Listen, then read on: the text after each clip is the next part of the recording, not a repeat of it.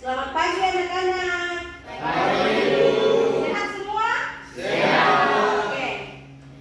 Ya, di pagi ini Ibu akan mengajar tentang mata kuliah pengelolaan wilayah pesisir dan laut. Ini sebelum kita mulai pelajaran, ini adalah RPS yang akan kita gunakan sama-sama untuk kita menyenangkan pembelajaran selama 1 semester ini. Ya. Ini adalah mata kuliah pengelolaan wilayah pesisir. Jadi kamu lihat ini dia punya pertemuan-pertemuannya. Dia punya pertemuan-pertemuan, dan di pertemuan ke-8 itu ada ujian tengah semester. Dan di 16 pertemuan itu ada merupakan evaluasi akhir semester yang merupakan ujian akhir semester. Itu adalah RPS yang akan kita gunakan. Ibu langsung masuk saja kepada materi. Ini kita punya materi kuliah pada hari ini.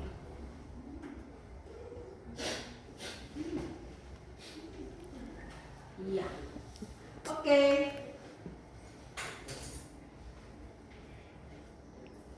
Kita punya materi kuliah tentang pengelolaan wilayah pesisir dan pulau-pulau kecil. Ibu sendiri sebagai dosen pengampu mata kuliah pengelolaan wilayah pesisir dan pulau-pulau kecil. Oke. Kita lihat sama-sama anak-anak konsep dasar dari pengelolaan wilayah pesisir dan laut. Ya. Pengelolaan wilayah pesisir dan pulau-pulau kecil atau yang sering orang bilang WP3K. WP3K itu artinya pengelolaan wilayah pesisir dan pulau-pulau kecil. Jadi kalau kalian dengar WP3K, apa itu WP3K? WP3K itu adalah pengelolaan wilayah pesisir dan pulau-pulau kecil. Ya, adalah proses perencanaan, pemanfaatan, pengawasan, dan pengendalian. Untuk apa? Untuk kita punya sumber daya pesisir.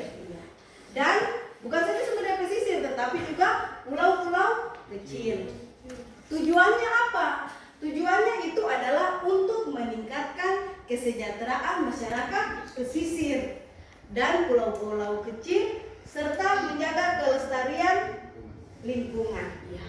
Dan jadi itu dia punya garis secara umum dan dia punya tujuan dari pengelolaan wilayah pesisir dan pulau-pulau kecil atau WP3K. Iya. Kita masuk di dia punya definisi dan ruang lingkup. Di sini definisi dan ruang lingkup kita bisa lihat sama-sama ada wilayah pesisir. Wilayah pesisir itu dia berbicara tentang merupakan daerah peralihan antara ekosistem darat dan laut. Iya. Yang dipengaruhi oleh apa? Oleh perubahan darat dan perubahan laut. Mencakup wilayah administrasi, kecamatan hingga 12 mil laut dan Oke. Yang dimaksud dengan 12 laut dari garis pantai ini 12 mil dari daerah darat sampai dengan garis pantai. Jadi jarak dari darat ke laut itu ada 12 mil. Ya, itu yang dimaksud dengan 12 mil. Ya. Ibu lanjut ya. Oke, yang berikut ada pulau kecil. Pulau dengan luas 2000 km persegi beserta kesatuan ekosistemnya menurut Undang-Undang Nomor 27 Tahun 2007. Ibu ingin bilang ke kalian bahwa Undang-Undang Nomor 27 Tahun 2007 ini dia berbicara tentang pengelolaan wilayah pesisir dan pulau-pulau kecil. Jadi Undang-Undang Nomor 27 Tahun 2007 itu tentang apa? Pengelolaan wilayah pesisir dan pulau-pulau kecil. Yang berikut ada sumber daya pesisir dan pulau-pulau kecil, di mana mencakup sumber daya hayati. Di sini kita lihat sumber daya hayati itu ada ikan, terumbu karang, dan lain-lain. Itu yang masuk di dalam sumber daya hayati. Dan sumber daya non hayati itu ada pasir, air,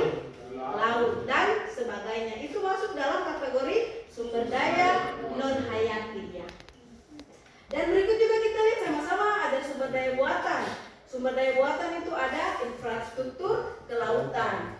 Buatan itu namanya kalau sudah buat berarti infrastrukturnya bisa dibuat, ya. Dan yang terakhir ada jasa lingkungan.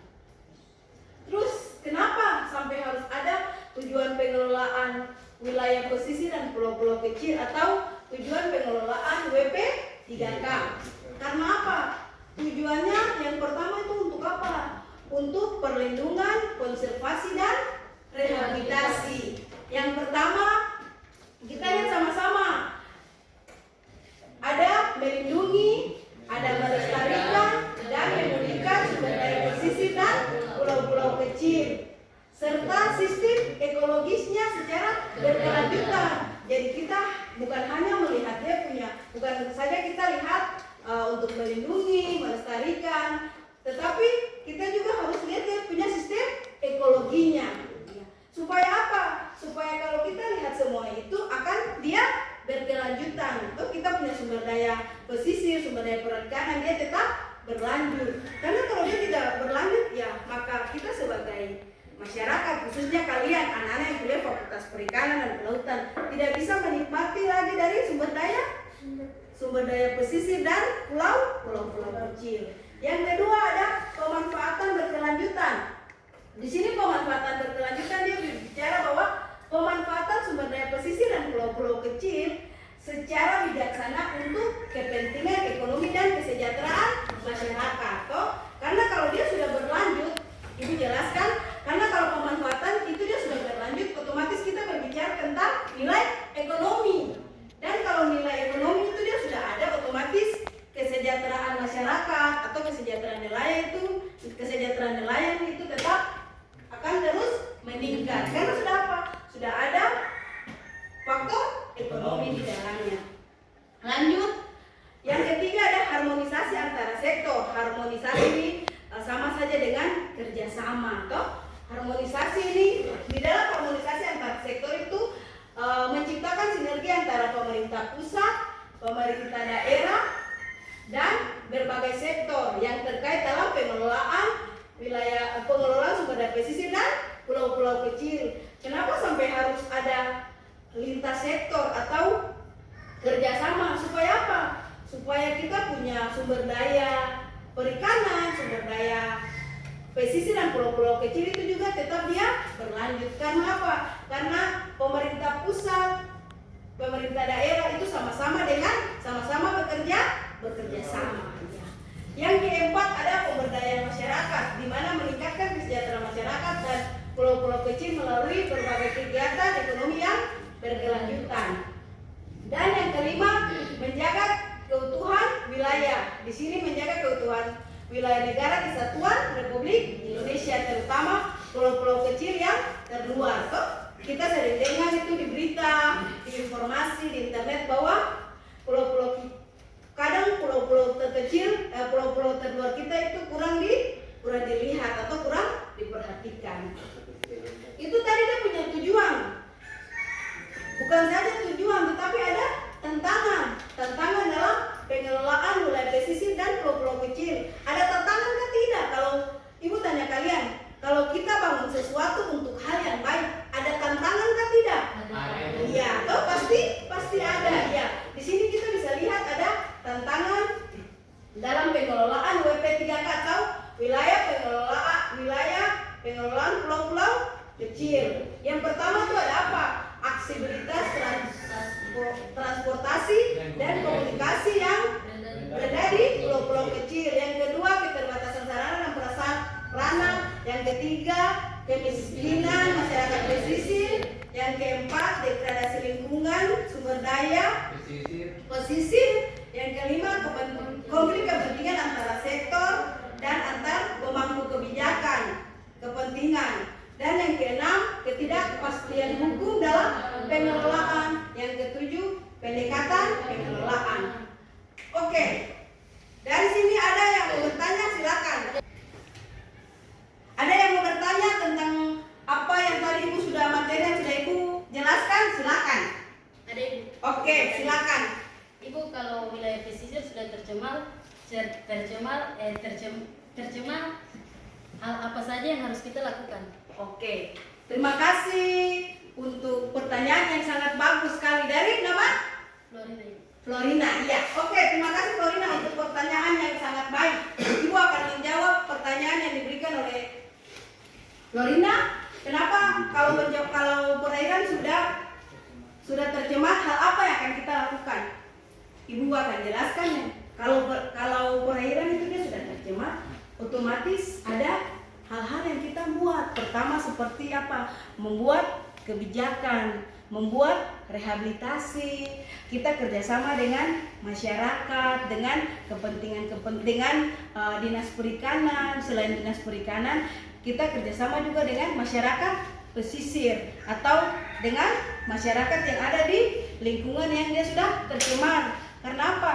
Karena kalau tidak ada kerjasama, karena kalau kita tidak membuat peraturan, maka wilayah itu dia akan terus, atau perairan yang sudah tercemar itu dia akan terus tercemar. Dia karena apa? Karena tidak ada lagi kerjasama, tidak ada lagi larangan untuk orang atau untuk masyarakat dia melakukan aktivitas di tempat yang sudah tercemar itu. Jadi salah satu cara itu adalah kita membuat kebijakannya seperti kita buat aturan. Oh, tidak boleh buang sampah di wilayah yang sudah tercemar. Yang kedua, tidak boleh lagi ada aktivitas-aktivitas atau kegiatan-kegiatan yang terjadi di wilayah tersebut. Supaya apa? Supaya wilayah perairan yang sudah tercemar itu dia pulih, dia bisa kembali lagi seperti semula. Karena apa? Karena di wilayah itu bukan saja organisme, tetapi di situ juga ada ekosistem. Kita lihat kalau ekosistem pesisir kan ada ekosistem mangrove, lamun dan terumbu karang. Dan 3 ekosistem itu yang sangat berperan penting di wilayah pesisir dan pulau-pulau kecil. Karena apa? 3 ekosistem itu dia ada di lingkungan di pesisir. Kalian lihat mangrove, mangrove dan terumbu karang itu dia kehidupannya di wilayah pesisir atau di darat? Pesisir. Dia tetap di pesisir. Itulah 3 ekosistem itu sangat penting untuk wilayah pesisir, bukan saja wilayah pesisir, tapi kita sebagai masyarakat. Oke, Florina sudah? Sudah, Ibu. Oke, terima kasih. Ibu lanjut. Yang berikut ada konsep dasar PWPL. PWPL itu dia punya arti pengelolaan wilayah pesisir dan laut. Jadi kalau orang bilang tentang pengelolaan wilayah pesisir dan laut, ini dia punya singkatan dari pengelolaan wilayah pesisir dan laut ya. PWPL itu dia punya pengertian itu proses terpadu untuk mengatur pemanfaatan sumber daya wilayah pesisir dan laut secara berkelanjutan dengan mempertimbangkan aspek apa? Pertama, aspek ekologi, yang kedua, aspek ekonomi, dan yang ketiga ada aspek sosial.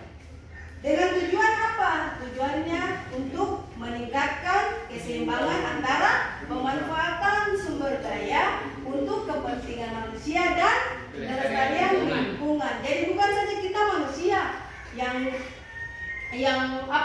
yang punya kepentingan, tetapi lingkungan juga sangat penting. Kenapa? Karena kita sebagai manusia dan lingkungan itu kita saling membutuhkan. Contoh lingkungan, kalau kita tinggal di lingkungan yang baik, otomatis kita sebagai manusia kita akan nyaman. Kalau kita tidak tinggal di lingkungan yang baik, otomatis kehidupan manusia juga akan tidak nyaman. Itu. Yang kedua ada terpadu atau integrate, melibatkan berbagai sektor atau wilayah, pemangku kepentingan dan disiplin ilmu untuk mencapai tujuan bersama. Ini berarti pengelolaan tidak hanya dilakukan oleh satu sektor atau lembaga. Kalau satu sektor berarti apa? Berarti dia cuma sendiri. Dia tidak ada yang lain. Tapi kalau dilakukan tidak hanya dilakukan oleh satu sektor, berarti ada yang tadi Ibu bilang kerjasama atau antara pemerintah daerah, pemerintah pusat dan juga dengan masyarakat, ya. Tetapi melibatkan semua pihak yang berkepentingan. Itu adalah proses dari kita bekerja sama atau proses dari berbagai sektor. Yang berikut ada berkelanjutan atau sustainability. Di sini dia berbicara bahwa PWPR menekankan pada pemanfaatan sumber dayanya yang tidak hanya memenuhi kebutuhan saat ini, tetapi juga menjaga ketersediaan sumber daya untuk generasi mendatang. Itu yang Ibu bilang, itu yang tadi Ibu bilang kok, bukan saja kita hanya menikmati, tetapi kita punya sudah adik-adik juga bisa menikmati. Ya, berbagai yang berikut ada berbagai ekosistem. Di sini pengelolaan PWPR harus memperhatikan fungsi dan dinamika ekosistem pesisir dan laut. Karena apa? Karena ekosistem pesisir dan laut itu dia menjadi kesatuan. Ini berarti pengelolaan harus mempertimbangkan interaksi antara komponen ekosistem seperti mangrove, padang lamun, dan terumbu karang. Karena tadi itu sudah jelaskan, 3 ekosistem itu dia sangat berkaitan dan dia sangat, orang bilang dong 3 itu paling penting, paling harus baku gandeng. Karena apa? Karena mereka mempunyai interaksi komponen antara satu komponen dan satu lainnya. Jadi mangrove membutuhkan lamun, lamun membutuhkan terumbu karang. Begitu juga terumbu karang membutuhkan lamun, lamun juga membutuhkan mangrove. Jadi ketiga itu sama-sama saling membutuhkan. Yang berikut ada berbasis masyarakat. Otomatis kalau berbasis masyarakat ini kita berbicara lebih ke masyarakat, ya. Masyarakat pesisir adalah pemangku kepentingan utama dalam PWPR dan harus melibatkan dalam proses perencanaan dan pengambilan keputusan. Partisipasi masyarakat penting untuk apa? Untuk memastikan bahwa pengelolaan sesuai dengan kebutuhan dan kearifan lokal. Di sini memang kita sebagai masyarakat itu sangat penting. Karena apa? Karena kita sebagai masyarakat juga kita membutuhkan sumber daya perikanan. Untuk apa? Untuk kita bisa konsumsi, seperti kita makan, kita jual, dan juga sebagainya. Jadi dari situlah untuk memastikan bahwa pengelolaan sudah sesuai dengan kebutuhan dan kearifan lokal. Memang itu menjadi kebutuhan. Contoh tadi Ibu bilang kita butuh ikan untuk kita makan. Tetapi selain itu menjadi kebutuhan kita, tetapi kita juga harus lihat apa kearifan lokalnya supaya dia punya nilai-nilai, dia punya budaya-budaya itu tetap ada, tidak punah. Lanjut. Oke, kita masuk di proses PWPL.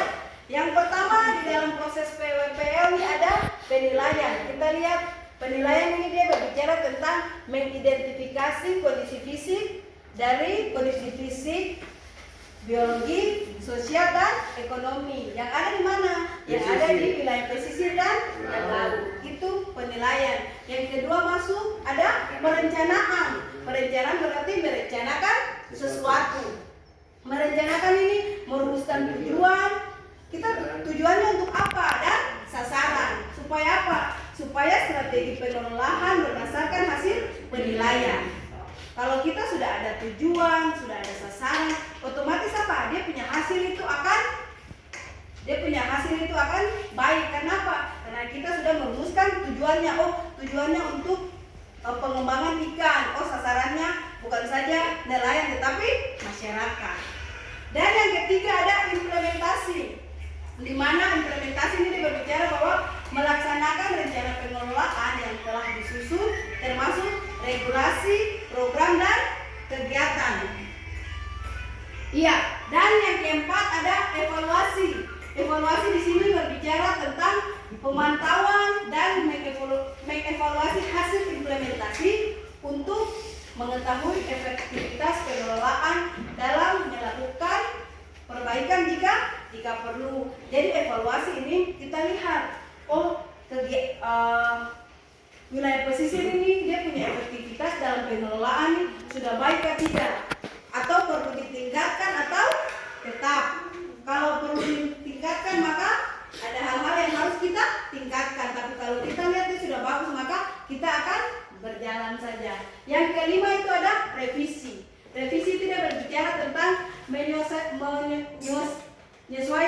rencana pengelolaan berdasarkan hasil apa? Evaluasi, toh? Kan kalau kita buat sesuatu itu tetap ada evaluasi dan perubahan kondisi lingkungan. Ya. Permisi Ibu, aku bertanya. Oke, silakan. Nama siapa? Iwan Wardomi. Oke Iwan. Lanjut dengan pertanyaan. Iwan mau tanya tentang apa? Silakan. Kenapa kita sebagai masyarakat harus terlibat di dalam pengelolaan wilayah pesisir? Oke, terima kasih Iwan. Pertanyaannya sangat bagus sekali. Iwan punya pertanyaan itu, kenapa kita sebagai masyarakat harus terlibat dalam pengelolaan? Oke, yang tadi Ibu sudah jelaskan itu Iwan. Karena kalau kita tidak terlibat langsung sebagai masyarakat dalam pengelolaan, otomatis tidak akan sumber daya perikanan atau sumber daya pesisir dan pulau-pulau kecil itu dia tidak akan berlanjut. Karena apa? Karena kita sebagai masyarakat kita yang menikmati hasilnya. Bukan hanya menikmati, kita juga kadang apa sebagai bukan saja kita sebagai masyarakat, tetapi kita juga kadang mengambil hasil sumber daya perikanan itu untuk kita nikmati. Seperti Ibu bilang, contoh kita ambil ikan. Kadang kan kita bukan kita lihat nelayan, kita saja sendiri contoh, saya mau pergi apa? Saya mau pergi pancing dulu. Itu adalah salah satu contoh kita memanfaatkan sumber daya perikanan. Walaupun memang kita pancing dengan alat pancing yang orang bilang masih sederhana, masih tradisional, tetapi itu kita sudah melakukan proses pengambilan sumber daya. Jadi kalau kita sudah proses mengambil, otomatis kita juga harus lihat dia punya keberlanjutannya. Oke Iwan, sudah ada lagi yang mau bertanya Iwan? Itu saya. Oke, terima kasih ya. Ibu lanjut ya. Ibu lanjut bisa? Oke, yang berikut ada tantangan dalam PWPL. Yang pertama ada konflik kepentingan. Di sini konflik kepentingan ini dia berbicara tentang pemanfaatan sumber daya pesisir dan laut seringkali menimbulkan konflik antar sektor dan kepentingan. Toh kita lihat contoh saja. Dinas Perikanan Provinsi ini dorong maunya begini, tetapi Dinas Perikanan Kabupaten maunya begini. Otomatis itu apa? Itu akan terjadi konflik antar sektor. Untuk apa? Untuk mereka punya kepentingan masing-masing. Ya. Itu yang pertama. Yang kedua kita lihat ada perubahan iklim, di mana perubahan iklim dapat menyebabkan kenaikan muka air laut, erosi pantai, dan dampak negatif lainnya terhadap wilayah pesisir dan laut. Ya, yang berikut ada kerusakan lingkungan, di mana aktivitas manusia seperti pencemaran, perusakan habitat, dan penangkapan ikan berlebihan dapat merusak ekosistem pesisir dan laut. Itu dia masuk di dalam kerusakan lingkungan. Dan yang berikut keterbatasan sumber daya.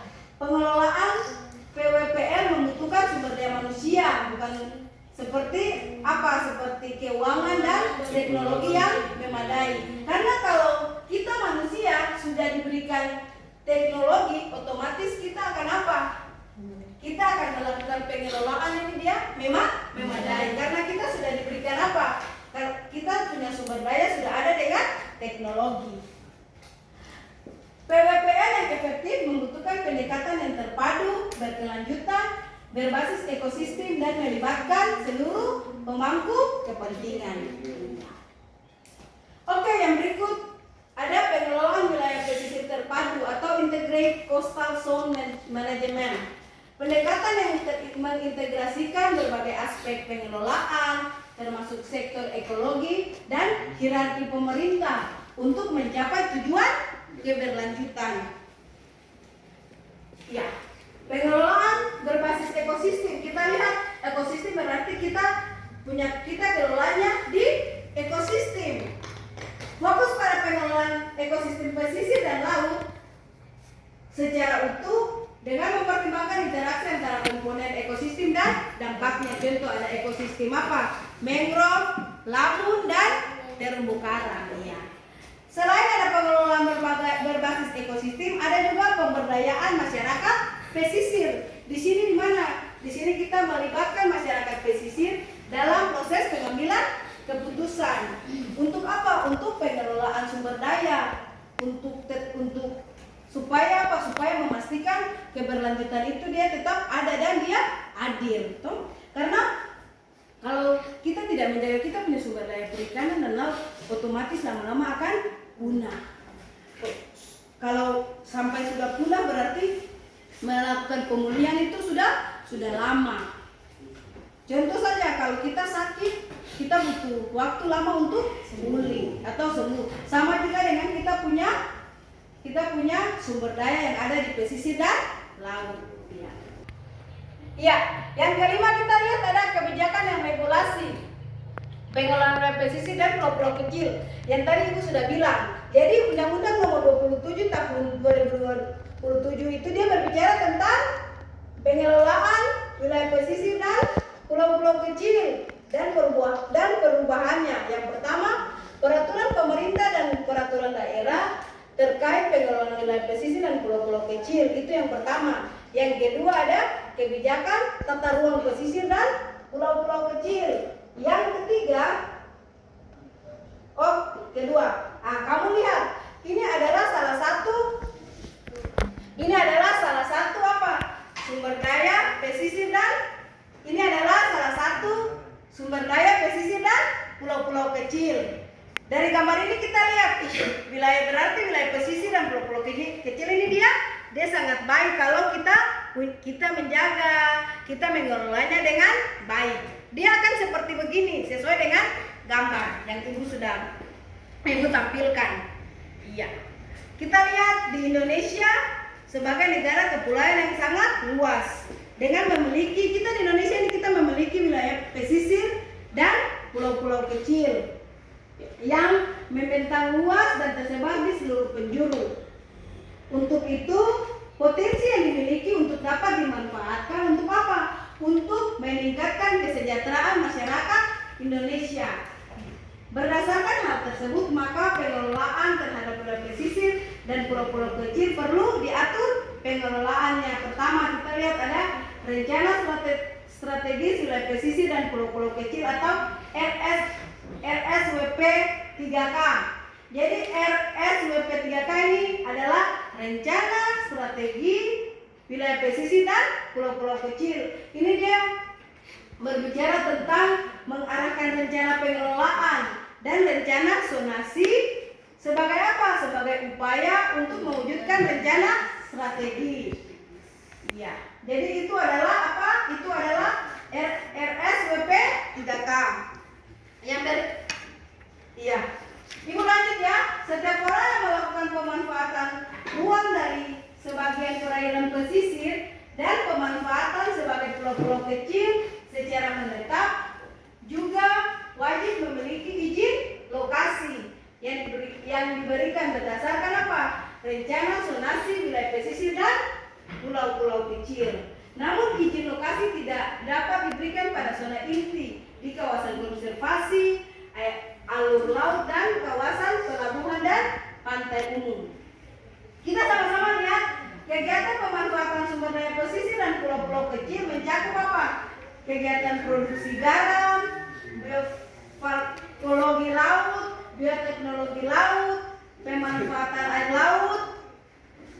Selain energi, dia juga sebagai, kita lihat, kita punya pantai itu bisa dijadikan sebagai wisata bahari atau rekreasi, pemasangan pipa dan kabel bawah laut dan mengangkat benda muatan kapal tenggelam. Iya. Yang berikut ada prinsip pengelolaan wilayah pesisir dan laut. Yang pertama kita lihat prinsip pengelolaan wilayah pesisir dan laut itu ada berkelanjutan. Berkelanjutan itu dia berbicara tentang dilakukan secara bijaksana agar tidak merusak ekosistem dan keberlanjutan sumber daya tersebut untuk generasi mendatang. Yang berikut ada terpadu. Terpadu itu pengelolaan wilayah pesisir dan laut melibatkan berbagai sektor atau pemangku kepentingan termasuk pemerintah, masyarakat, dan dunia usaha untuk mencapai tujuan bersama. Yang berikut ada partisipasi. Partisipasi ini masyarakat pesisir harus dilibatkan secara aktif dalam proses pengelolaan, termasuk dalam pengambilan keputusan, pelaksanaan dan pengawasan. Yang berikut ada berbasis ekosistem dan berbasis hukum. Yang berikut ada faktor-faktor yang perlu diperhatikan dalam pengelolaan wilayah pesisir dan laut. Yang pertama ada perubahan iklim. Karena kita punya iklim ini kan ada berubah, bukan saja terus panas, tetapi ada musim panas, ada musim hujan. Jadi pertama ada perubahan iklim, yang kedua ada kerusakan lingkungan. Kerusakan lingkungan itu terjadi akibat abrasi pantai, pencemaran air laut, kerusakan ekosistem mangrove dan eksploitasi sumber daya alam yang berlebihan. Yang apa? Yang sudah merusak wilayah pesisir dan laut. Yang berikut ada konflik kepentingan. Toh, yang tadi Bu bilang kepentingan itu bukan saja satu kepentingan, tapi banyak kepentingan. Banyak kepentingan itulah yang menyebabkan terjadi konflik. Yang berikut ada keterbatasan sumber daya. Wilayah pesisir dan laut memiliki keterbatasan sumber daya, sehingga pengelolaan yang bijaksana sangat penting untuk menghindari eksploitasi ini atau pengambilan secara berlebihan. Iya, oke. Jadi dari kita punya materi yang Ibu sudah sampaikan hari ini, kesimpulannya bahwa pengelolaan wilayah pesisir dan laut merupakan upaya yang kompleks dan melibatkan berbagai aspek dengan menerapkan prinsip-prinsip pengelolaan yang berkelanjutan, terpadu, partisipasi, berbasis ekosistem, berbasis hukum. Itu kenapa sampai harus begitu? Karena diharapkan wilayah pesisir dan laut dapat dikelola secara optimal atau secara baik. Untuk apa? Untuk kepentingan seluruh masyarakat dan lingkungan. Demikianlah Ibu punya materi hari ini. Apakah sudah jelas? Ada yang mau bertanya? Silakan. Kalau ada yang mau bertanya, ataukah masih kurang jelas di mana? Silakan. Ibu akan ulangi lagi. Sudah jelas. Sudah jelas? Oke. Kalau sudah jelas, Ibu akan kasih tugas pada pertemuan minggu depan. Oke, bisa catat tugasnya? Iya. Oke, tugasnya itu tentang kalian buat contoh masalah. Kalian buat contoh masalah tentang pengelolaan wilayah pesisir dan pengelolaan tentang wilayah pesisir dan laut secara berkelanjutan. Sudah? Soalnya jelas? Oke. Berarti kita punya pertemuan bisa sampai di hari ini. Terima kasih untuk konsentrasinya, untuk pertanyaan-pertanyaannya sangat baik. Sampai kita ketemu di minggu depan.